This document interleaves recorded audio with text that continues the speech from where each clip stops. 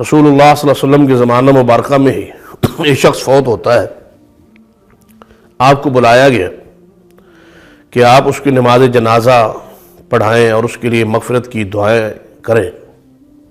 تو نبی صلی اللہ علیہ وسلم اس شخص کے جنازہ پڑھانے کے لیے تشریف لائے۔ جو ہی آپ جنازہ گاہ میں پہنچے تو آپ نے آتے ہی پوچھا، یہ مرنے والا کون ہے، کس کا بیٹا ہے؟ بتلایا گیا، یا رسول اللہ صلی اللہ علیہ وسلم یہ مرنے والا فلاں فلاں کا بیٹا ہے۔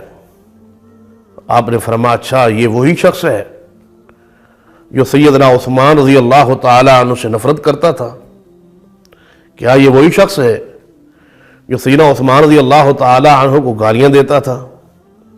کیا یہ وہی شخص ہے جو سیدنا عثمان رضی اللہ تعالیٰ عنہ سے بیزاری کا اظہار کیا کرتا تھا؟ بتلایا گیا، جی ہاں یا رسول اللہ صلی اللہ علیہ وسلم یہ وہی شخص ہے۔ تو آپ نے فرمایا، اس کی میت کو، اس کے جنازے کو اٹھا لو۔ جو میرے عثمان سے بغض رکھتا ہے، میں محمد صلی اللہ علیہ وسلم اس کے جنازہ پڑھانے کے لیے تیار نہیں ہوں۔